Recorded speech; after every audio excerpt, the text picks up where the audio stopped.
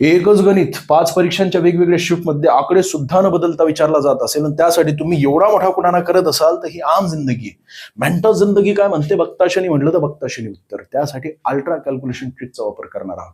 म्हणजेच पॉईंटच्या नंतरचे जे आकडे आहेत तेवढे जरी तुम्ही काढले तरी सुद्धा तुम्हाला अशा प्रकारच्या गणितांमध्ये उत्तरापर्यंत डायरेक्टली पोहोचता येत असतं. बघा ना कशा प्रकारे व्हिडिओ शेवटपर्यंत बघा. 15,750 रुपये मुद्दलावर 20% वार्षिक दराने 2 वर्षांचे चक्रवाढ व्याज विचारले गेलेले आहे.